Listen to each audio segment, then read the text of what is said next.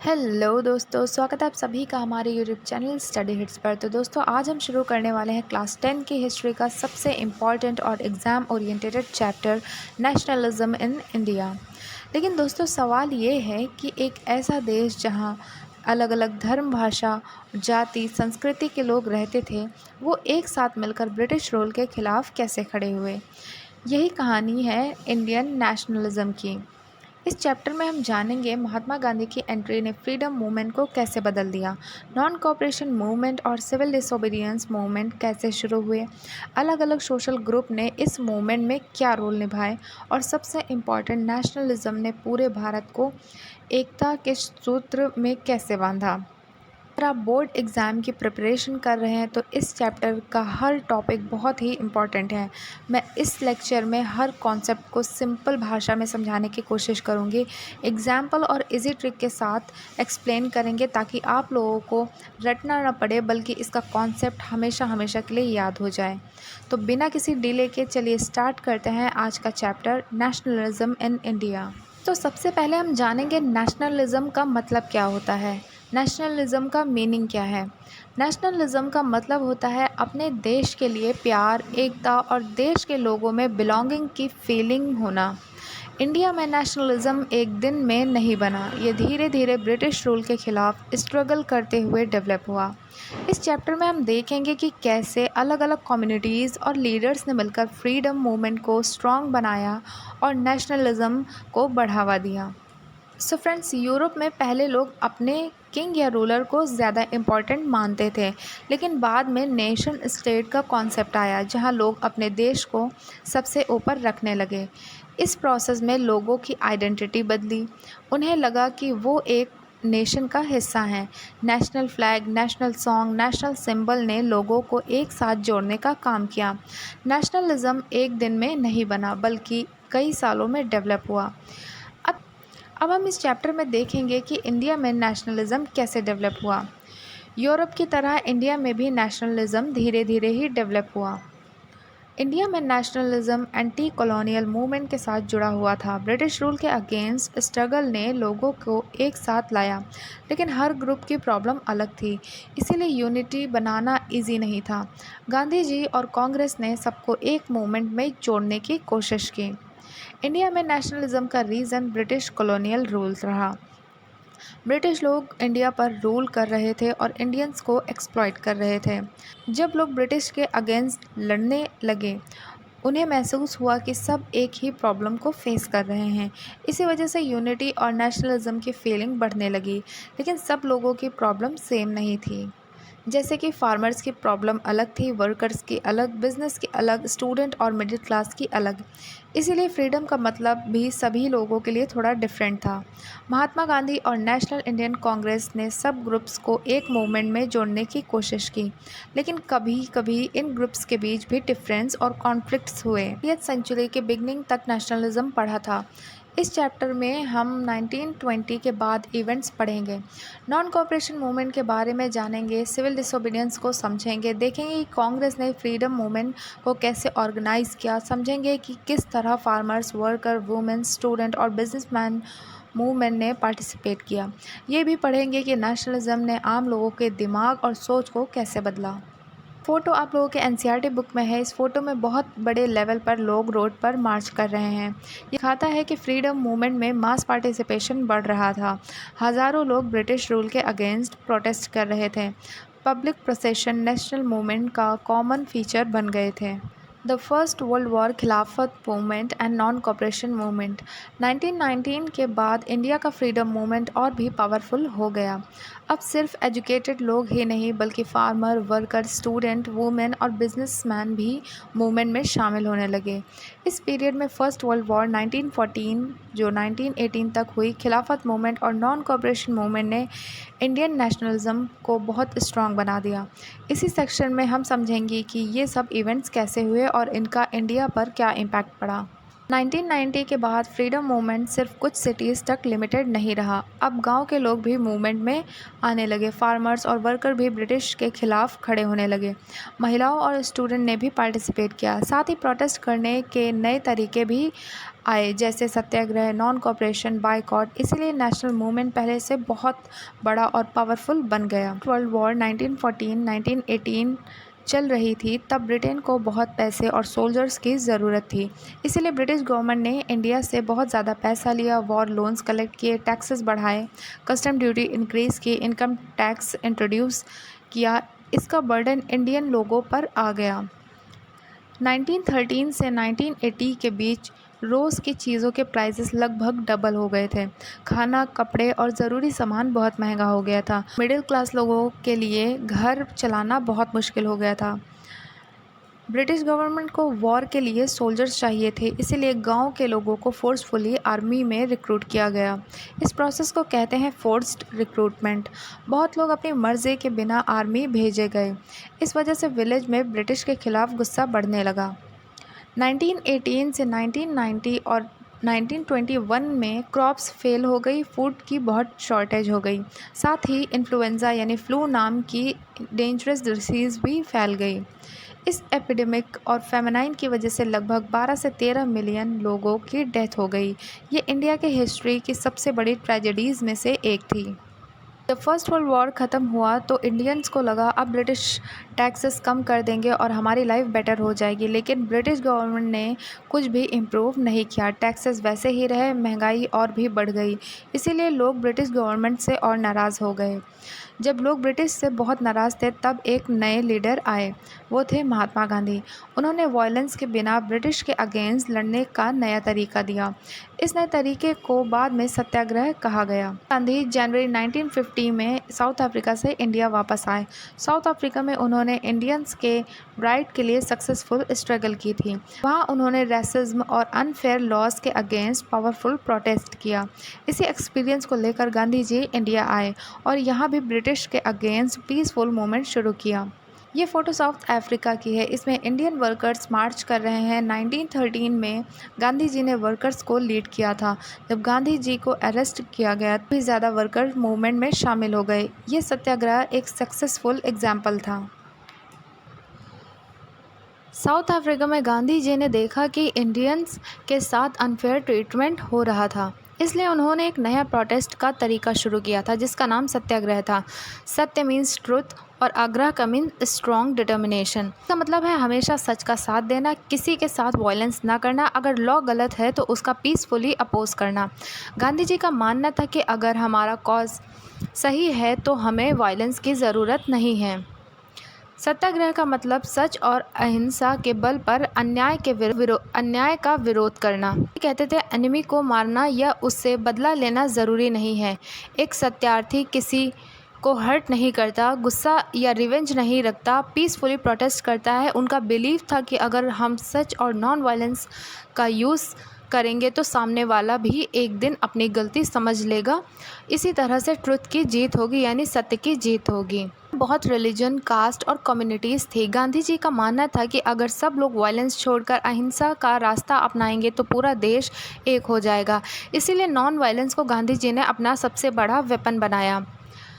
India वापस आने के बाद गांधी जी ने अलग अलग जगहों पर सत्याग्रह किया। सबसे फेमस मूवमेंट था चंपारण सत्याग्रह, जो कि 1917 में हुआ था। चंपारण सत्याग्रह 1917 बिहार में हुआ था। इंडिगो यानी नील फार्मर्स को ब्रिटिश ज़बरदस्ती इंडिगो उगाने के लिए मजबूर करती थी, इसलिए गांधी जी ने फार्मर्स की हेल्प की। उसका रिजल्ट ये निकला कि ब्रिटिश को रूल्स बदलने पड़े। सेकेंड सत्याग्रह जो उन्होंने किया वो था अहमदाबाद सत्याग्रह, जो कि 1918 में हुआ गुजरात में। इसमें कॉटन मिल वर्कर्स को कम सैलरी मिल रही थी। गांधी जी ने वर्कर्स को सपोर्ट किया और इसका रिजल्ट ये निकला कि वर्कर्स की डिमांड एक्सेप्ट हुई। तीसरा सत्याग्रह था खेड़ा सत्याग्रह, जो 1918 गुजरात में हुआ। इसमें क्रॉप फेलर्स और प्लेग की वजह से फार्मर टैक्स नहीं दे पा रहे थे, लेकिन ब्रिटिश टैक्स मांग रहे थे। गांधी जी ने फार्मर्स को सपोर्ट किया। इसका रिजल्ट ये हुआ, गवर्नमेंट ने टैक्स कलेक्शन रिलैक्स कर दिया। ये तीनों सत्याग्रह काफ़ी बार एग्जाम में पूछे जाते हैं, तो इन तीनों सत्याग्रह का आप ज़रूर नाम याद रखिएगा। पहला था चंपारण सत्याग्रह, दूसरा अहमदाबाद और तीसरा खेड़ा सत्याग्रह, और इनके ईयर्स भी। अब हम देखते हैं द रॉलेट एक्ट 1919 में हुआ। 1990 में ब्रिटिश गवर्नमेंट ने एक बहुत ही अनफेयर लॉ पास किया, रॉलेट एक्ट 1990। इस एक्ट को इंडियन बिल्कुल पसंद नहीं करते थे। गांधी जी ने डिसाइड किया कि पूरे इंडिया में इसके अगेंस्ट प्रोटेस्ट किया जाएगा।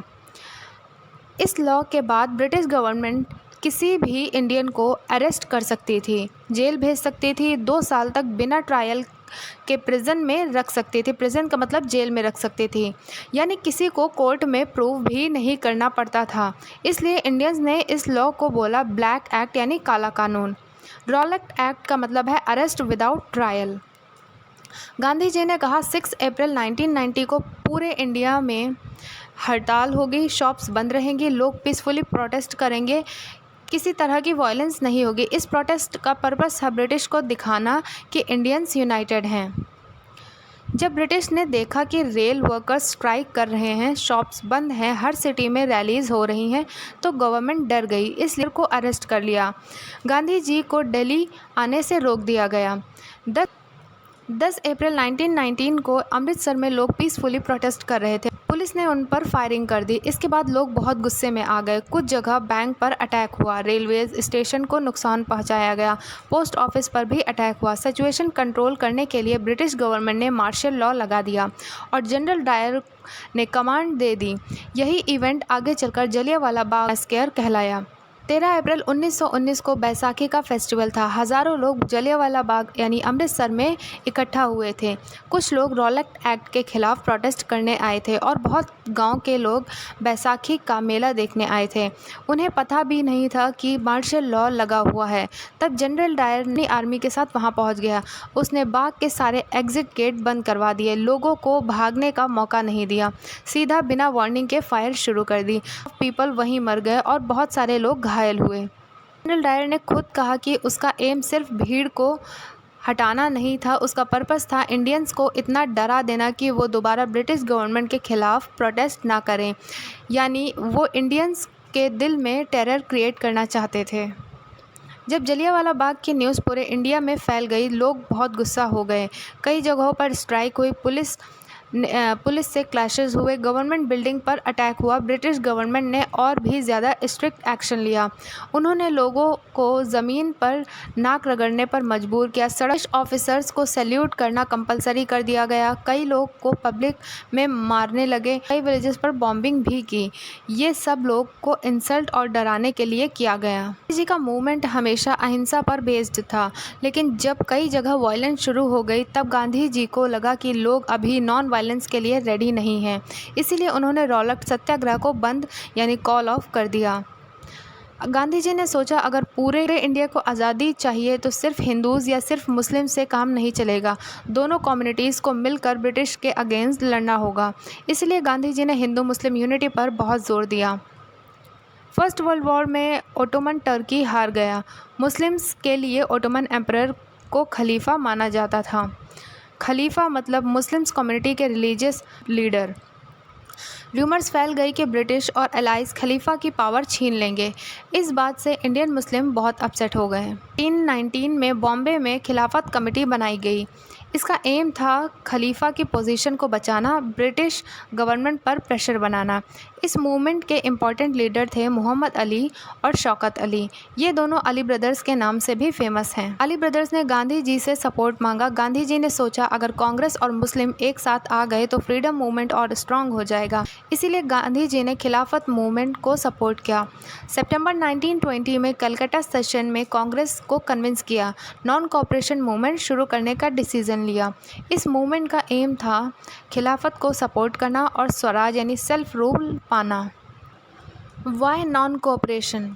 गांधी जी का मानना था कि ब्रिटिश लोग इंडिया में बहुत कम थे, पर फिर भी वो इंडिया पर रूल कर पा रहे थे क्योंकि इंडियंस ही उनकी जॉब कर रहे थे, उनके कोर्ट में जा रहे थे, उनके स्कूल में पढ़ रहे थे, उनके गुड्स खरीद रहे थे, उनकी आर्मी और पुलिस में काम कर रहे थे। अगर इंडियंस ये सब करना बंद कर दें तो ब्रिटिश गवर्नमेंट अपने आप वीक हो जाएगी और स्वराज मिल सकता है। जी ने कहा कि मूवमेंट एक ही दिन में नहीं चलेगा, ये स्टेप बाय स्टेप यानी स्टेजेस में होगा। ब्रिटिश इंस्टीट्यूशन का बॉयकॉट करेंगे। सबसे पहले लोग गवर्नमेंट से मिले टाइटल्स वापस करेंगे।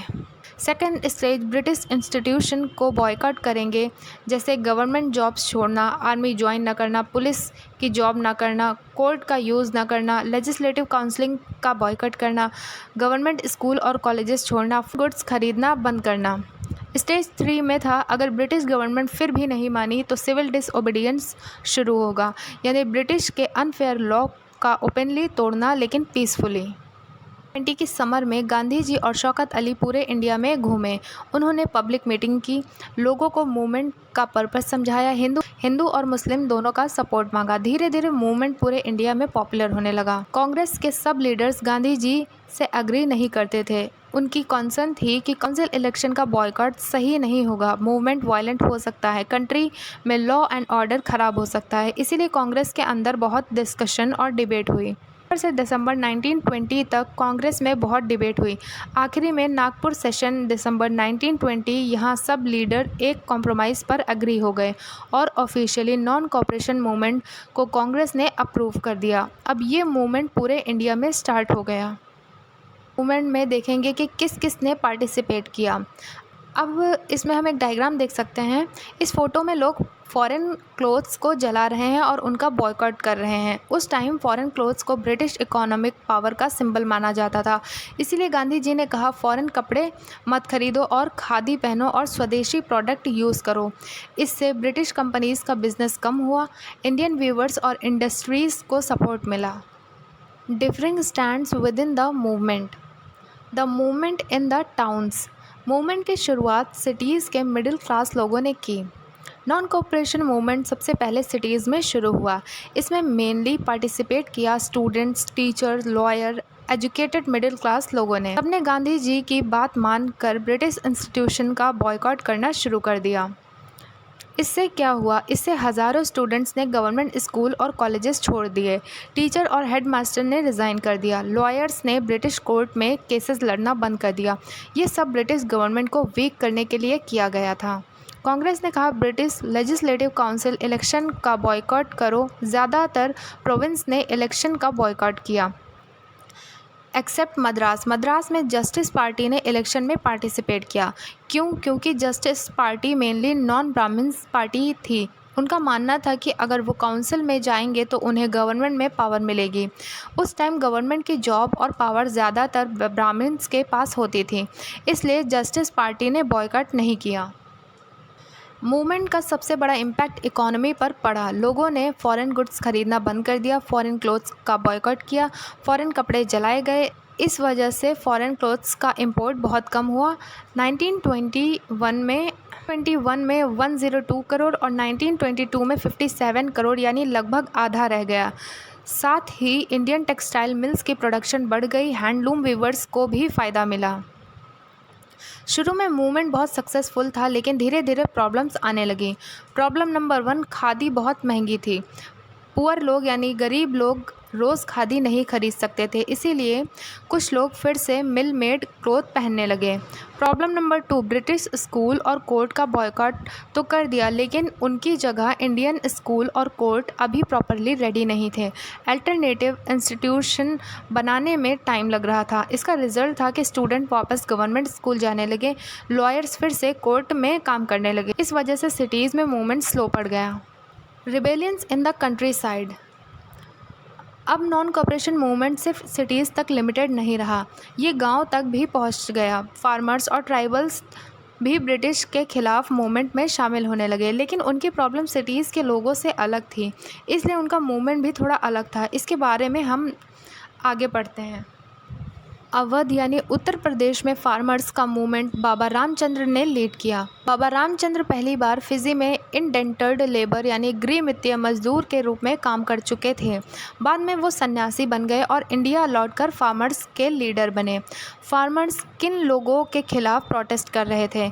तो वो था तालुकदार यानी बड़े ज़मींदार और लैंडलॉर्ड्स के खिलाफ, क्योंकि ये लोग उनसे बहुत ज़्यादा पैसे और मेहनत करवाते थे। फार्मर्स को बहुत प्रॉब्लम थी, बहुत हाई रेंट यानी लगान देना पड़ता था, अलग अलग नाम से एक्स्ट्रा टैक्सेस भी देने पड़ते थे, फ्री में काम करना पड़ता था। इस फ्री लेबर को बेगार कहते थे। अगर फार्मर्स मना करते थे तो उन्हें ज़मीन से निकाल दिया जाता था। यानी उनके पास कोई सिक्योरिटी नहीं थी, उनकी ज़मीन वो अपने नाम कर लेते थे। बेगार का मतलब है जब किसी से बिना पैसे दिए ज़बरदस्ती काम करवाया जाए, उसे बेगार कहते हैं। फार्मर्स ने कुछ इंपॉर्टेंट डिमांड रखी। लैंड रेवेन्यू कम किया जाए, बेगार बंद करो, हाई रेंट कम करो, ऑपरेसिव लॉर्ड्स को सोशल बॉयकॉट करो, यानी उनसे कोई काम या लेन देन ना रखा जाए। इसके लिए विलेज में नाई धोबी बांध शुरू हुआ। नाई धोबी बांध क्या था? विलेज के नाई यानी बार्बर, धोबी यानी वॉशरमैन ज़मींदार के सर्विस देना बंद कर देते थे। ये उनका सोशल बॉयकॉट था। 1920 में जवाहरलाल नेहरू अवध के विलेजेस गए। उन्होंने फार्मर से बात की, उनकी प्रॉब्लम समझी, मूवमेंट को सपोर्ट किया। बाद में अवध किसान सभा बनाई। इसके लीडर थे जवाहरलाल नेहरू, बाबा रामचंद्र और कुछ दूसरे लीडर। 1 महीने के अंदर ही इसकी लगभग 300 ब्रांचेस खुल गई। जब 1921 में नॉन कॉपरेशन मूवमेंट शुरू हुआ, कांग्रेस ने सोचा फार्मर्स के मूवमेंट को भी नेशनल मूवमेंट का पार्ट बना दिया जाए। इसलिए अवध के फार्मर्स भी गांधी जी के मूवमेंट में शामिल हो गए। लेकिन धीरे धीरे कुछ जगह मूवमेंट वायलेंट होने लगे। 1921 में कई जगह तालुकदार के पर अटैक हुआ, बाजार लूट लिए, ग्रेन्स यानी अनाज गोडाउन पर कब्जा कर लिया। कुछ लोकल लीडर्स ने फार्मर से कहा, गांधी जी ने बोला है टैक्स मत दो, लैंड पुअर लोगों में बांट दो। लेकिन असल में गांधी जी ने ऐसा कुछ नहीं कहा। लोग गांधी जी के नाम का यूज़ करके अपनी डिमांड को जस्टिफाई कर रहे थे। इस बात से कांग्रेस के लीडर खुश नहीं थे। बॉक्स में है उसको मैं समअप करके बताती हूँ। 6 जनवरी 1921 को पुलिस ने रायबरेली के पास फार्मर्स पर फायरिंग की। जवाहरलाल नेहरू वहाँ जाना चाहते थे, लेकिन पुलिस ने उन्हें रोक दिया। बाद में नेहरू जी ने फार्मर्स को एड्रेस किया। उन्होंने लिखा, फार्मर्स बहुत ब्रेव थे, वो गुस्से में थे, लेकिन नेहरू जी ने उन्हें अहिंसा का इम्पोर्टेंस समझाया। फार्मर ने उनकी बात मानी और पीसफुली वहाँ से चले गए। इसका मेन मैसेज ये था कि गुस्सा था, लेकिन लीडर्स ने अहिंसा का रास्ता चुना। बॉक्स में भी देख लेते हैं क्या लिखा हुआ है। बारदोली सत्याग्रह 1928। ये गुजरात में एक आंदोलन हुआ जिसके लीडर थे सरदार वल्लभ भाई पटेल। ये क्यों हुआ, इसका रीज़न जानते हैं। ब्रिटिश गवर्नमेंट ने लैंड रेवेन्यू बढ़ा दिया, फार्मर्स ने टैक्स देने से मना कर दिया। मूवमेंट सक्सेसफुल रहा। इसके बाद वल्लभ भाई पटेल को सरदार का टाइटल मिला। इसके आगे का चैप्टर नेक्स्ट वीडियो में देखते हैं।